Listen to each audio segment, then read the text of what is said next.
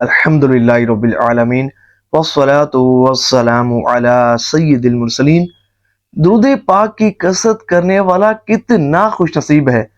آج جو واقعہ میں آپ کو سنانے لگا ہوں نا، جس عاشق رسول کا، جس عاشق درود کا واقعہ آپ کو سنانے لگا ہوں، جب آپ سنیں گے نا تو اللہ نے چاہا بے اختیار آنکھوں سے آنسو جاری ہو جائیں گے اور حیران رہ جائیں گے کہ درود پاک کی کثرت کرنے والا کتنا خوش نصیب ہے کہ میرے حضور صلی اللہ علیہ وآلہ وسلم اس پر اتنی کرم نوازی فرماتے ہیں۔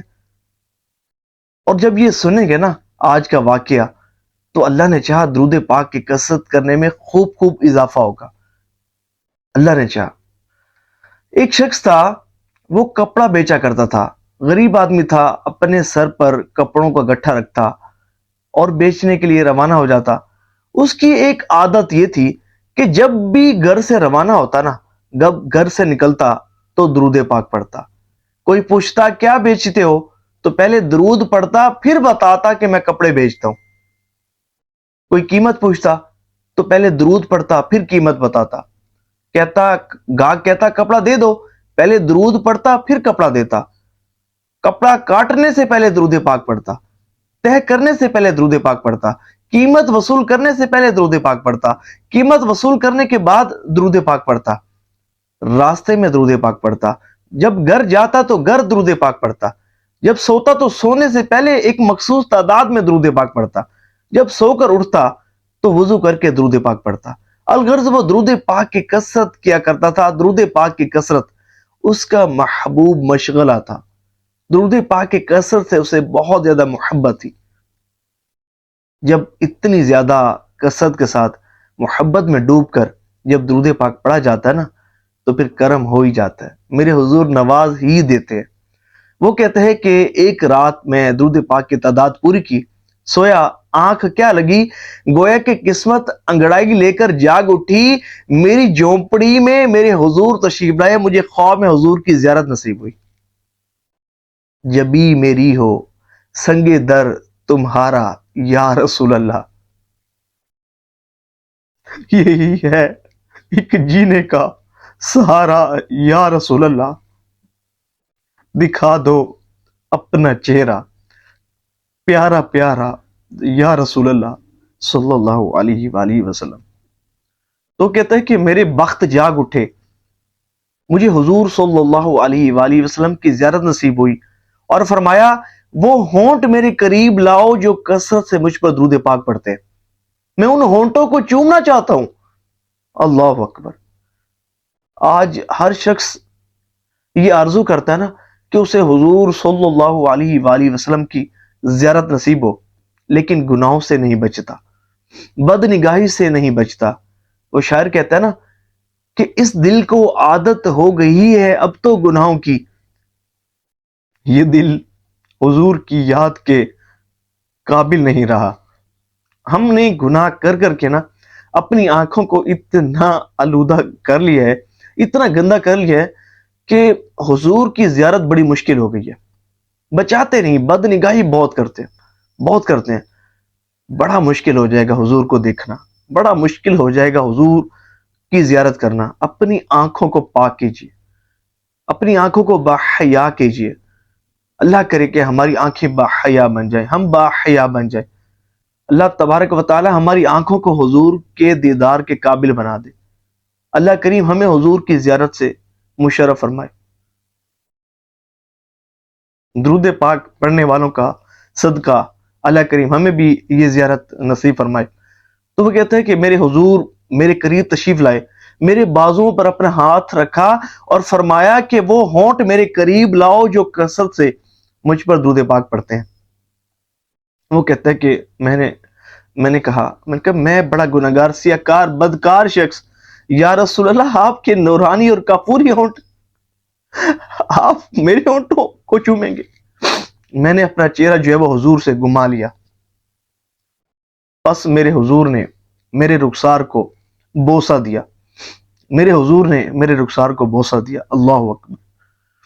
میں بیدار ہو گیا، میری ساری جھونپڑی جو ہے وہ حضور صلی اللہ علیہ وآلہ وسلم کی خوشبو سے مہک رہی تھی، اور پھر کہتا ہے کہ جب میں اٹھا نماز پڑھنے کے لیے گیا تو نماز پڑھنے کے بعد مجھے لوگ ملے اور کہنے لگے کہ بھئی تم غریب آدمی ہو، ڈنگ کا کپڑا تمہارے پاس پہننے کے لیے نہیں ہے اور اتنا قیمتی عطر لگاتے ہو۔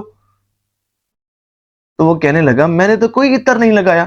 تو لوگ کہنے لگے تمہارے جسم سے تو بڑی عالی بڑی زبردست خوشبو آ رہی ہے، یہ تو بڑا ایسے لگتا ہے کہ جیسے تم نے بہت مہنگا عطر لگا رکھا ہے۔ تو وہ کہنے لگا کہ یہ خوشبو میرے جسم کی خوشبو نہیں ہے، بلکہ یہ خوشبو وہ خوشبو ہے جو میرے حضور کے بدن کی خوشبو ہے، جو میرے حضور کے بدن کی خوشبو ہے۔ تو لوگ کہنے لگے تمہارے بدن سے حضور کے بدن کی خوشبو کیسے آ سکتی ہے؟ تو اس نے کہا یہ درود پاک کی برکت ہے، یہ درود پاک کی برکت ہے۔ اے عاشقان رسول، درود پاک کا وظیفہ ہے اتنا عظیم وظیفہ کہ یہ بندے کو اس مقام تک پہنچا دیتا ہے کہ بندہ جس کا تصور بھی نہیں کر سکتا۔ درود پاک کی فضیلت ہی اتنی زیادہ ہے کہ یہ بندے کو اس مقام تک پہنچا دیتا ہے کہ عام آدمی اس کا تصور بھی نہیں کر سکتا۔ ہم نے درود پاک کے وظیفے کو صحیح طرح سمجھے ہی نہیں ہے، ہمیں معلوم ہی نہیں ہے کہ یہ کتنا عرفہ و اعلیٰ وظیفہ ہے۔ یہ بندے کو اس مقام تک پہنچا دیتا ہے کہ جہاں تک بندہ تصور بھی نہیں کر سکتا۔ اصل میں پڑھنی جو کمی ہے نا، وہ ہمارے درود پاک پڑھنے میں ہے۔ ہم ہی خشوع و خضوع کے ساتھ درود پاک نہیں پڑھتے، ہم ہی کامل توجہ کے ساتھ درود پاک نہیں پڑھتے، ہم ہی رجوع قلب کے ساتھ درود پاک نہیں پڑھتے، ہم ہی دل و دماغ کو حاضر رکھتے ہوئے درود پاک نہیں پڑھتے، ہم ہی حضور صلی اللہ علیہ وآلہ وسلم کی شان و عظمت کو ذہن میں رکھ کر درود پاک نہیں پڑھتے، ہم ہی حضور صلی اللہ علیہ وآلہ وسلم کی محبت میں ڈوب کر درود پاک نہیں پڑھتے، ہم ہی گناہوں سے نہیں بچتے، ہم ہی نماز و روزے کی پابندی نہیں کرتے، ہم ہی سنتوں پر عمل نہیں کرتے، ہم ہی حضور صلی اللہ علیہ وآلہ وسلم کی تعلیمات پر عمل نہیں کرتے۔ یہ ہمارے فالٹ ہیں، یہ بہت ساری خرابی ہیں جو ہمارے اندر پائی جاتی ہیں۔ دھوکہ ہم دیتے ہیں، رشوت کا لین دین ہم کرتے ہیں، حسد ہمارے اندر بھرا ہوا ہے، بغض و کینہ ہمارے اندر ہے، تکبر ہمارے اندر پایا جاتا ہے، ریاکاری ہمارے اندر ہے، خوف خدا ہمارے اندر نہیں۔ تو ظاہر ہے کہ ان سب باطنی امراض سے نجات پانا ہوگی۔ پھر خشوع خضوع کے ساتھ، توجہ کے ساتھ، اور کوشش یہ کیا کریں کہ دن میں کوئی ایک وقت ضرور ایسا نکالا کریں کہ جس وقت میں توجہ کے ساتھ بیٹھ کر، کوئی نماز کے بعد ہی، نماز کے بعد 2 زانوں بیٹھ جائیں اور پھر جو ہے وہ توجہ کے ساتھ آنکھیں بند کیے گنبد خضرا کا تصور رکھتے ہوئے، حضور صلی اللہ علیہ وآلہ وسلم کا مبارک تصور رکھتے ہوئے درود پاک پڑھیں۔ پھر دیکھیں کرم کیسا ہوتا ہے۔